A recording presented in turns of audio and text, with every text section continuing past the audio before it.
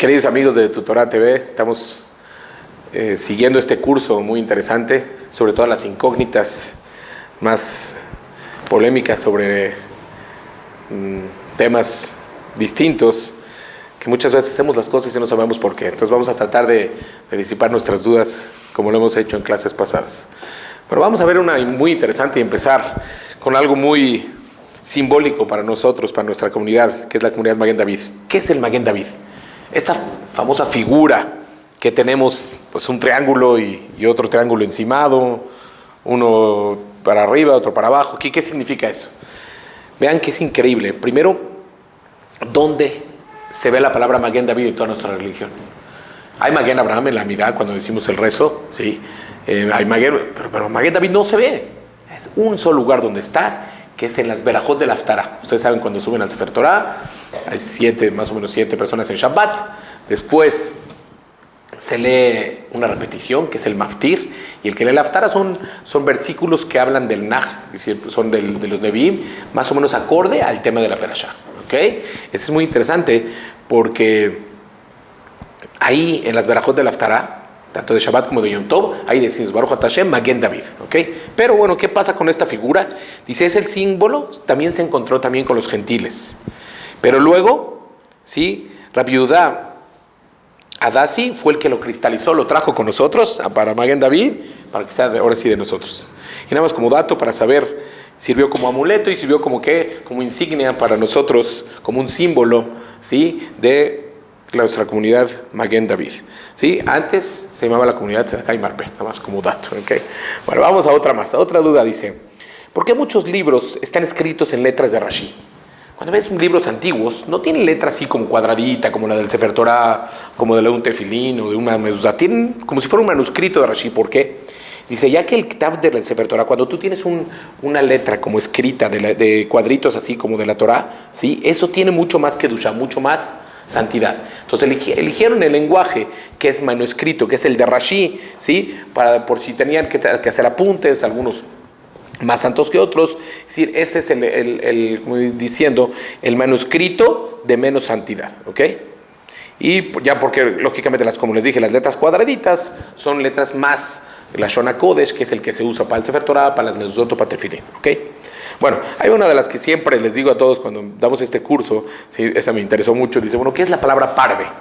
Parve, ustedes saben, hay alimentos que son besarí, que son carnes, hay alimentos que son jalabí, que son de leche, sí, pero hay unos intermedios que no son ni carne ni leche, que son los famosos parve. Una persona se va a comer un chocolate y acabó de comer carne, le ve que el chocolate dice parve, qué padre, ahora se lo come, ¿por qué? Porque parve significa que no tiene nada de leche y no tiene nada de carne. Pero la palabra, ¿de dónde viene la palabra parve?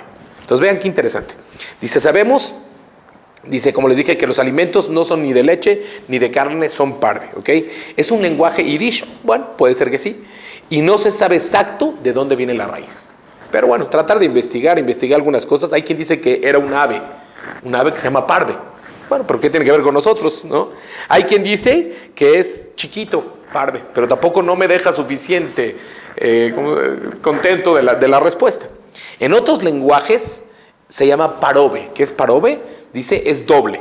¿Qué quiere decir? Que tú puedes usarlo parve, por ejemplo, una olla parve la puedes usar doble uso, para carne o para leche. Un chocolate lo puedes comer después de comer carne o después de comer leche. Pero a mí la que más me gustó y me dejó más satisfecho fue esta.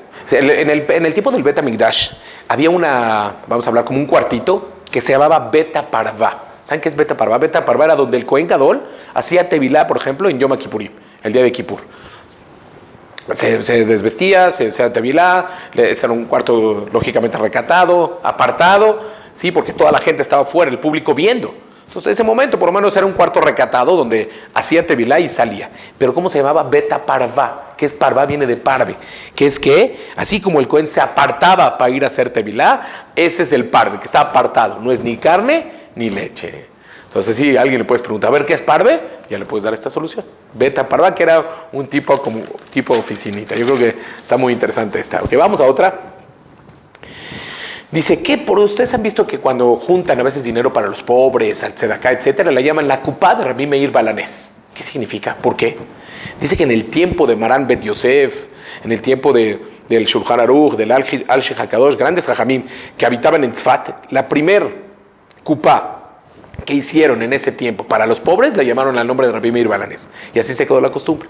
Pero es bueno, ustedes saben, también prender una vela, ya sea en el Knis o en tu casa, y pedir, por ejemplo, el A de Rabbi Meir Aneni, el Dios de Rabbi Meir, contéstame, y dar una tzedaká, y así una persona se salva del peligro. Es importante, o sea, repito, prender una vela y dar una tzedaká, a nombre de Rabbi Meir Balanés, todo el mundo sabe que es para una persona se salve y que no tengamos nunca peligros ni nada. Ok. ¿Qué pasa? ¿Es bueno decir Teilim en tiempos de sufrimiento? Sí. Las clases pasadas hablamos sobre si Teilim de noche o no, etcétera. Dijimos que en Shabbat y Yom Tov sí. Pero bueno, ¿qué pasa? ¿Teilim en tiempos de sufrimiento? Sí. También funciona para prevenir que no vengan los sufrimientos. O sea, no solamente es una medicina curativa, sino también es una medicina preventiva. Recordar que David Amelech reza por aquel que estudia o lee Teilim. Si una persona nada más... funciona decir Teilim así, claro, pero también funciona cuando la persona se sienta a estudiar un mismor, un capítulo y lo traduce en español, etcétera. ¿Ok? Al que estudia el Teilim o reza Teilim, dice que David Amelech pide por él, para que sus rezos sean contestados. ¿Ok? En el Teilim una persona encuentra la solución a sus pedidos. Sí, sabemos que todo el mundo conoce un libro de Teilim, especialmente es bueno decirlo en Yom Kippurim, ¿sí? La persona que lo dice 2 veces, dicen que es Kaper. ¿Por qué? ¿Cuántos capítulos tenemos? 150. Y 150 le da la palabra Kaper. Kaper es 300, que es perdonar. Y funciona para Kippur, ¿ok? Y es muy bueno que la persona que es Baal Teshuvah, que regresó al camino, que es bueno que diga Teilim también. Ok. ¿Qué es mejor? ¿Un ayuno de comer? O un ayuno se quiere decir de no comer, o de no hablar. ¿Qué es mejor? Dice, mucho mejor es ayuno de palabras. Si una persona dona 2 horas no voy a hablar, o no voy a hablar en su hora, ¿por qué? Porque la persona cuando habla es muy factible que pueda decir alguna mentirita, o que pueda herir al otro, o que pueda decir alguna la shonara, etcétera. Por eso es importante saber por qué es mejor también. Aunque cuando una persona ayuna, también, lógicamente, hace un esfuerzo grande, no come, le da hambre, etcétera. Pero vean qué increíble, cuando haces un ayuno de no hablar, no te debilitas tu cuerpo, ¿sí? Y aparte, ¿qué pasa? Tu alma puede seguir estudiando. Es más, una persona al contrario, cuando estás débil, por ejemplo, en todas las yeshivot se hace que cuando hay ayunos, se estudian en la mañana y en la tarde, es de descanso, porque el cuerpo no aguanta más. Pero cuando estás haciendo un ayuno de palabras, puedes estudiar normalmente, no va a pasar nada, no te debilitas tu cuerpo. Entonces, sería buena idea hacer a veces Tanit Dibur. Mucha gente lo hace en Kippur, que es bastante bueno, ¿ok? ¿Qué pasa? ¿Se puede pagarle a alguna persona para que haga ayuno de no palabras?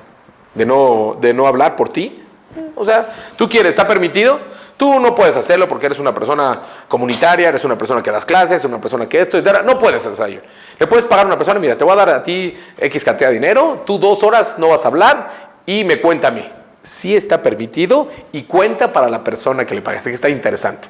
Puedes a veces alquilar a una persona y decir, oye, quédate callado 12. Y sí, yo no veo que si funcione mucho eso. ¿Por qué? Porque al final, pues él va a estar hablando lo que quiera y el otro va a estar callado, ¿no? Es como, ya siempre les digo a todos, ¿ustedes saben qué es un siyum? Siyum es cuando se termina el Talmud. Cuando se termina una parte del Talmud, una masejet, por ejemplo, terminas un tratado, digamos, como Berajot o cualquiera, y asistes tú a la fiestecita que hace la persona que terminó ese tratado. La persona que asiste al siyum se le cuenta como si estuvo en toda el tratado. Sí, nada más, como les digo siempre, es muy bonito y te van a considerar que lo hiciste, nada más que no te lo sabes. Ese es el problema. O sea, uno dice su fiesta, pero se lo sabe y el otro no se lo sabe. Ok. Ustedes saben, cuando hacemos Abdalá, es famosa la canción que cantamos, Eliyahu Naví, Eliyahu Tishbi. ¿Qué es Eliyahu Naví? Eliyahu el profeta, Eliyahu Tishbi. ¿Qué es Tishbi? Mucha gente no sabe. Era de esa ciudad, una ciudad que se llamaba Tishbi. Pero vean qué interesante. Dice, ¿por qué siempre cuando decimos Eliyahu Naví decimos Zahur Letov? Que sea acordado para bien. Que te acuerdes, cuando te acuerdes de Eliyahu Naví, que te acuerdes para bien. Ustedes se acuerdan un poquito en el Naví, cuando estudiábamos un poquito, dice que, ¿por qué es llamado ahora que cuando digas Eliyahu Naví te vas a acordar para bien? Porque en el caso de Eliyahu Naví, que llegó, ¿se acuerdan?, a casa de una viuda, que al final el hijo se muere y Eliyahu Naví lo revive, ¿sí? Entonces dice, la viuda le reclama, ¿viniste para recordar mis pecados, Eliyahu? Como diciendo, tu presencia recordó mis pecados, por eso se murió el hijo. Entonces, como diciendo, no, se quedaron entonces como para decir, no, Eliyahu viene también para recuerdos buenos. No creas que Eliyahu Naví llegó esa vez y va a venir siempre para cosas malas. Al contrario, Eliyahu Naví Zahur Letov, cuando viene con nosotros, siempre es para recuerdos nuevos. Por eso siempre decimos Zahur Letov, que se ha recordado para venir. Y es cierto de que también viene a todos los Brit Milot, cuando hay una milad, cuando hay un bebé que le hacen una circuncisión, ahí está Eliyahu Naví, porque va a todos los Brit Milot del mundo, ¿no? Dicen también que es un castigo. Una vez preguntaron, bueno, ¿por qué es un castigo? Castigo de Eliyahu Naví asistir a una fiesta de todos los Yehudim, me imagino que le hacen circuncisión a sus hijos, a sus nietos, etc. Una vez leí una explicación fenomenal. Dice que ¿por qué es un castigo? Porque se pierde la clase de allá arriba. En el Shamaim, en el cielo, hay clases de Torah. Entonces, cuando tiene que bajar al mundo para un Brit Milá, se está perdiendo la gran clase de allá arriba. Entonces, por eso se llama que es castigo. Ok, nada más, ya que tocamos el tema de Siyum, cuando una persona asiste a una fiestecita donde acabaron un tratado, una gamarada, etc. Sí, ahí, al final, se reza y se recitan los 10 hijos de Rapapá. Rapapá era un jajá muy grande, ¿sí? Y es una costumbre muy antigua que la gente decía, Darobar papá, Rapapá, si han visto a alguien que lo dice, se oye bonito porque dice puro Rapapá, ok. ¿Y por qué en realidad se recitan los hijos de Rapapá y no los hijos de otro? Dice, porque eran 10 hijos que todos fueron luminarias y grandes personas de la Torah en el pueblo de Israel. Y la segunda es porque, que además que Rapapá era rico, les hacía Siyum, una fiesta a cada uno de sus hijos que terminaban todos los tratados. O sea, iban con el papá, ya terminé, les hacía una fiesta. Y papá, ya terminé, era su gusto gastar e invertir, yo diría, en esa cena esta moneda. Aparte, es muy bonito, dice que si sumas todas las letras de los hijos de Rapapá, te da 2.693. ¿Eso qué quiere decir? Incluyendo también, lógicamente, al papá que era Rapapá, que es igual a todas las hojas de las Gemarot, todas las hojas del Shas. De todo el Talmud, si las cuentas, son 2.693. ¿Ok? Hay quien dice que todos sus hijos murieron al Kiddush Hashem, por el Dios, etc. Pero bueno, es interesante, mucha gente a veces no sabe por qué recitamos tanto los hijos de Rapapá. Ok, ¿qué es el dicho Imirtze Hashem? Cuando uno va a Eretz Israel o cuando hablas con alguien, etc., te dice mucho Imirtze Hashem, si quiere Hashem. ¿Qué quiere decir eso? Es importante que el Shlach Kadosh dice que cada acción que la persona realice en su vida, que diga con la ayuda de Dios. Oye, vas a ir por mí, sí, Bezrat Hashem pasó por ti. Invirtse Hashem, si quiere Hashem voy por ti. Eso quiere decir que una persona antepone a Dios a todo lo que haga. ¿Ok? Si Hashem quiere, y de igual manera, posterior a la acción, una persona dice, lo hice con la ayuda de Hashem Yitbaraj. Bueno, normalmente, cuando estamos en un problema, porque, ay, Dios mío, no encuentro lugar de estacionamiento, ayúdame, etcétera. Después ya encontraste, Hashem, ya gracias, ya lo encontré, ya no necesito. Cree que ya lo hizo uno, ¿no? O una persona tiene un problemita con la casa, se sale, tiene refuá, etcétera. Hashem, gracias, ya fui con el doctor yo y me saqué la radiografía, ya estoy bien. No, hay que entender todo si Mirtze Hashem, si Hashem quiere, y después de hacer lo que, gracias Hashem, porque con tu ayuda lo hice con la ayuda de Hashem Yitbaraj. ¿Ok? Yo creo que es algo muy interesante. Ok, vamos, otra más. Dice, una persona en una hoja, cuando vas a escribir algo, es bueno que pongas Bezrat Hashem, Bet He, o Bet Samach Dalet, o Besiatad Ishmaya. Uno puede decir Bezrat Hashem, quiere decir con la ayuda de Hashem, o Besiatad Ishmaya también, que tenga ayuda divina, ayuda del cielo. Dice que del tío de Marana Bet Yosef, que se llamaba Rabbi Yitzhak Karo, él dice, poner y recordar el pasuk Bejol de la Jeja Daeu. Con todos mis caminos te conozco. ¿Qué quiere decir eso? Es importante saber que el Yehudí a todas horas tiene mitzvot que hacer. Te vas a levantar en la mañana, Modeani. Te vas a dormir en la noche, Shema. Una persona va a comer, dice una veraja. Una persona tome algo, dice una veraja. Una persona huele algo, dice una. Todo nuestro día está rodeado de Torah. Entonces dice por eso que hay mucha gente no trata de escribir Bet Hashem porque ese nombre puede ser el nombre de Hashem, sino ponen Bet Samach Dalet, que es Besiatad Ishmaya. Pero si Bezrat Hashem o Besiatad Ishmaya, eso es mejor ponerlo. ¿Ok? Vamos a otra más. Ustedes saben qué es Ben Porat Yosef. Cuando alguien te dice, uy, Ben Porat Yosef, la Inara, que no te carga la Inara, ¿qué es Ben Porat Yosef? Dice, normalmente se dice al hablar con alguien, por ejemplo, una persona que habla, que una persona que tiene mucha riqueza, o muy guapo, muy sabio, al contrario, hay que, para que no le caiga el Ainara, muy interesante, el mal de ojo, hay que mandarle una verajá, mandarle una bendición. Mira, aquella persona es muy guapa, qué bueno, que siga siendo guapa y que le vaya muy bien, tenga muy buena suerte. Y aquella persona es muy rica, sí, que siga teniendo y que le vaya bien y que pueda ayudar a toda la gente. Okay, estos pasukim son referentes a Yosef Atzadik, porque ustedes saben que a Yosef Atzadik no le cayó la Inara, ¿sí? Y por eso nosotros decimos, ven por Yosef, que seamos como Yosef, que no le cayó la Inara. Ok. Hablando un poquito de los hermanos de Yosef. Vean qué interesante. Hay uno de los hermanos que se llama Isahar. ¿Sí? Pero si ustedes ven cómo se escribe la palabra Isahar en hebreo, es Isashar, que tiene 2 sin. Nosotros tendríamos que haber dicho Isashar, como que se omite una, nada más dice Isahar. Pero si tú ves cómo esta palabra es Yud, Sin, Havresh, debe haber dicho que Isahar, no Isashar. ¿Sí? Dice, en realidad, ¿por qué una de las sin no se pronuncia? Ven qué interesante. Isahar era hermano de Yosef. ¿Sí? Él tiene un hijo que se llamaba Job. Le puso a su hijo Job. Pero después en el mundo, ¿qué pasó? Salió una abodazara, un ídolo que se llamaba Job. Entonces el hijo llegó con el papá, reclaman, oye papá, pues, me llamo como un ídolo, no está bien, no sé qué. Dice, bueno, yo te voy a omitir una letra de mi nombre que nunca la van a pronunciar en todas las generaciones para pasártela a tu nombre. Entonces dejaron de pronunciarla sin para ponérsela a su nombre y en vez iba a decir Yashub. Le pusieron Yud, Shin. Ya luego dice Yashub, un nombre que ya no se parecía a la abodazara, ¿sí? Etcétera. Yo creo que esa es muy, muy interesante, ¿no? Ok. Vamos a otra más.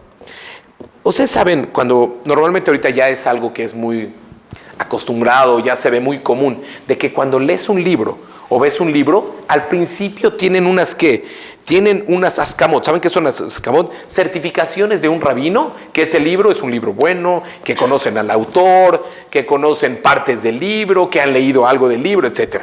¿Cuál fue el primer libro de Torah con ascama, con alguna certificación de un rabino? Nunca, antes no se usaba.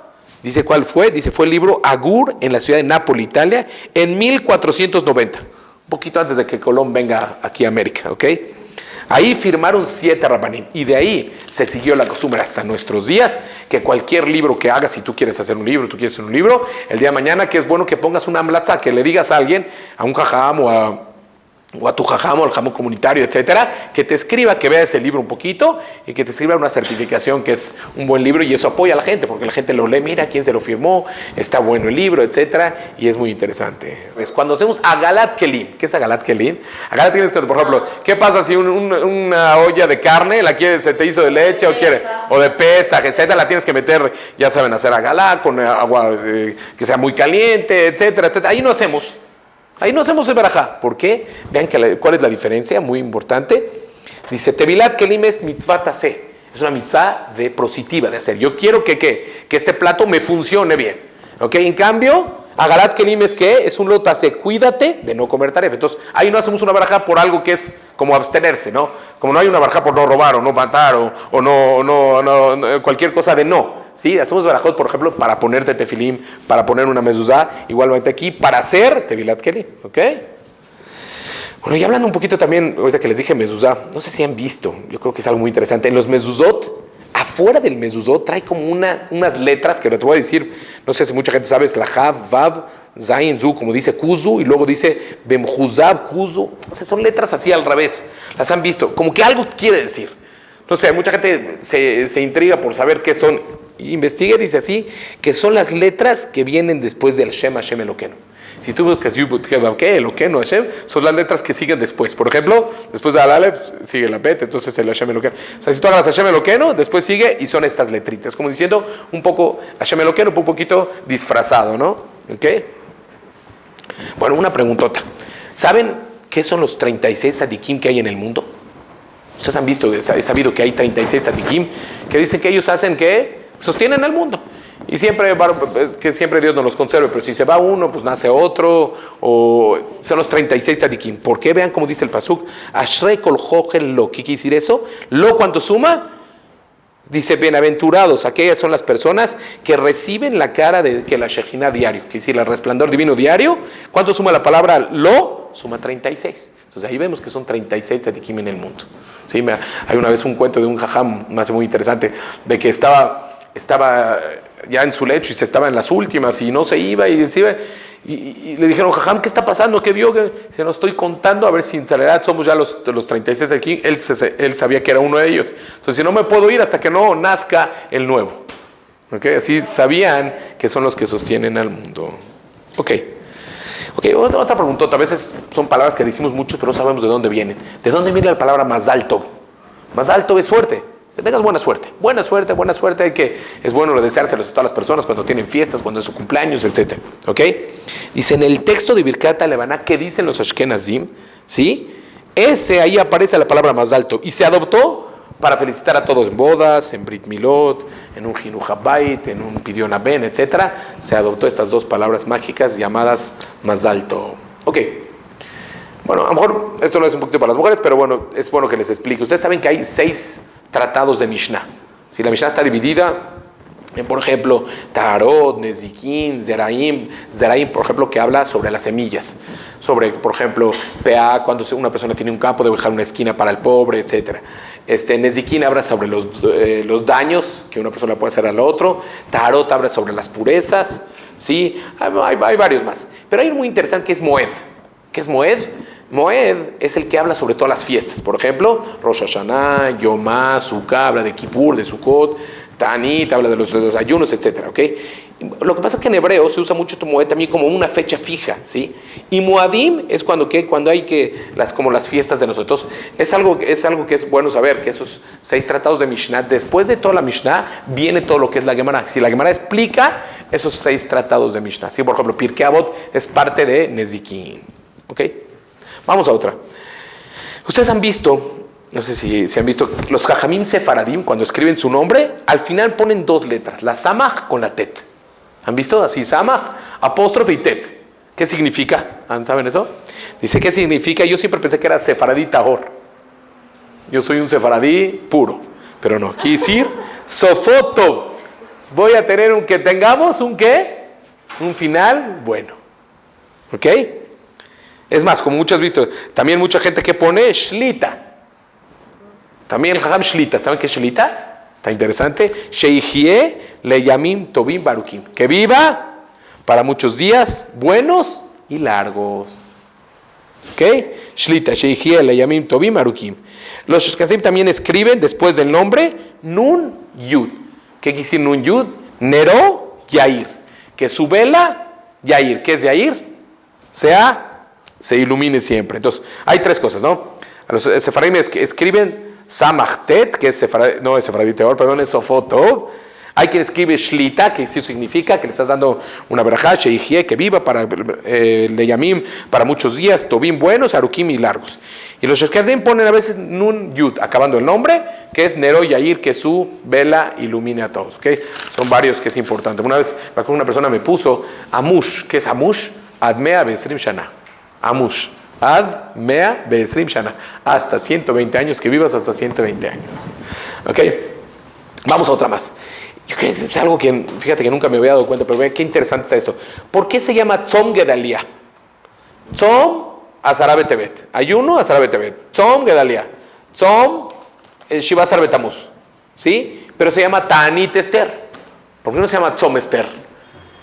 Está más un poquito de gramática, pero vean qué interesante. Dice, los ayunos que son instituidos por los profetas, que son los Nebim, son llamados Tzom. Por ejemplo, Tzom Esther. Tzom Gedalia. ¿Por qué? Porque en la Biblia dice, en el décimo mes va a haber un ayuno, etc. Luego dice, Tzom Yudzai Metamuz. ¿Sí? El 17 de Tamuz, etc. Tzom Tisha B'Av. Porque cayó el 9 de Av, etc. Pero que, ya que Esther no fue de los Nebim instituidos, fue instituido por Esther y Mordejai, ¿cómo se llamó ese? Se llamó como Ta'anit. Los que no son como que, no son instituidos por los Nebim, se llamaron Ta'anit. ¿Como qué? Como es Ta'anit Esther. ¿Ok? Y es más, por ustedes saben que Mordejai y Esther pusieron este Ta'anit, porque ¿qué pasó? Acuérdense que Esther Malcá iba a ir con el rey Ahashverosh. ¿Y qué les dijo? Dijo, por favor, ayunen por mí. Ayunen por mí 3 días, muy bien, juntaron a los niños, dijeron Teilim, etc. Se llamó y se instituyó como Ta'anit Esther, ¿ok? Son a veces cositas que nos damos cuenta, pero yo creo que está interesante, ¿no? Ok, ¿han sabido qué es la palabra Shtiblach? Shtiblach, ¿saben qué es un Shtiblach? Cuando tú vas de viaje, por ejemplo, te dicen, oye, ¿dónde hay un Shtiblach? ¿Sabes qué es Shtiblach? Esos son los lugares a veces como tipo knises, ¿qué? En Ashkenazí, pero Shtiblach, ahorita vamos a ver qué es, que hay minyanim seguiditos. Por ejemplo, tú vas, hay minjá desde la 1 de la tarde, 1, 1:15, 1:30, 2, en un cuarto y en otro cuarto hicieron 1:20, otro 1:30, etc. Muchísimos, en todos lados del mundo hay. Por ejemplo, en Nueva York hay uno que Arbit puedes encontrar hasta 4:30 de la mañana, 5 de la mañana todavía hay.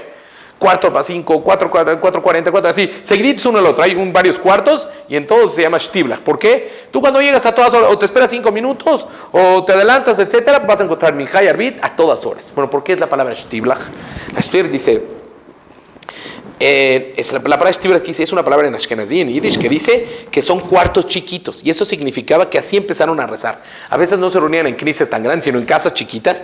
Se reunían en todas las fiestas judaicas, y luego que construyeron ya sus knisses, ya se iban al que, ya dicen al Beit Knesset grande, pero se constituyó esa palabra como Shtiblach, que es una casa que tiene cuartos varios, donde dicen aquí Minja, aquí, entonces ya van acabando Minja, entonces van a empezar Arbit, y es el primer Minyan de Arbit, etcétera, se llama Shtiblach. Así que es bueno saber, por si algún día necesitas rezar en algún lugar de viaje o cualquier cosa, pregunta por un Shtiblach, siempre vas a encontrar Minja y Arbit a todas horas. Ok, es importante saber, bueno, ustedes saben, nuestro código de leyes, donde sale toda la salahot, toda la dictaminación de las leyes y todo eso que seguimos nosotros a diario, lo hizo Rabbi Yosef Karo. Pero ¿por qué le puso Shulchan Aruch? ¿Saben qué es Shulchan Aruch? La mesa puesta. ¿Por qué así la mesa puesta? Entonces dice así, muy interesante, que en Perashat Mishpatim, cuando Hashem dio la Perashat Mishpatim, que es una Perashat que habla sobre muchísimos de los daños unos a los otros, etcétera, muchísimas leyes, a veces un poquito complicadas, dice, Asher Tasim Lifnehem, ponse las leyes delante de ellos. ¿Qué quiere decir eso? Como mesa preparada. Como aquel que llega, ya está la sopa lista, ya está el pollo bien, limpiecito, no tienes ni que quitarle las plumas ni nada, sino ya está para comer. Igualmente, por eso le puso el Shulchan Aruch. Rabbi Yosef Karo trató de hacer una obra, como son las halajot, que esté puesta, que esté preparada y que esté clara para que sea viable, para que todo mundo la pueda cumplir. ¿Ok? Ok. Y terminando con esto, dice, bueno, ¿qué es la palabra tiku? Vean qué interesante. Tiku. ¿Saben qué es tiku? Tiku es quédate parado. ¿Por qué? Cuando la Gemara tiene una duda, el Talmud está discutiendo sobre alguna cosa, justo ayer en la Gemara estábamos viendo un tiku, y no sabe, ya la Gemara no sabe la solución, ¿qué dice tiku? Tiku quiere decir quédate parado. ¿Quiere decir quédate parado? En realidad, también las palabras mencionan, las letras son abreviaturas de algo muy interesante. Tishbi, ¿quién es? Eliyahu Naví, ¿se acuerdan? Yetaretz va a venir a contestar, Kushiot, todas las preguntas, Bebayot y todos los problemas que tiene la Gemara que no sabemos. Entonces, cuando hay un problema en la Gemara que no se sabe qué pasa, etcétera, y la Gemara ya no sabe, dice Tiku, ¿qué tenemos que hacer? Esperar que venga el Eliyahu Naví y nos solucione esto que tenemos. Es Eliyahu Naví, que era de la ciudad de Tishbi, va a venir a resolver todas las dudas cuando venga el Mashiach. Y me acuerdo muy interesante de que hace muchos años cuando hacíamos equipos de fútbol en la Yeshiva y decíamos, bueno, tú, ¿cómo le vas a poner a tu equipo? Etcétera, etcétera. Y nos decían que el que le ponga el mejor nombre iba a tener puntos extras. Entonces un equipo le puso el equipo Tiku, porque no saben si van a ganar hasta que venga el Mashiach a contestarles. Pues muchas gracias y nos vemos la próxima vez. Gracias.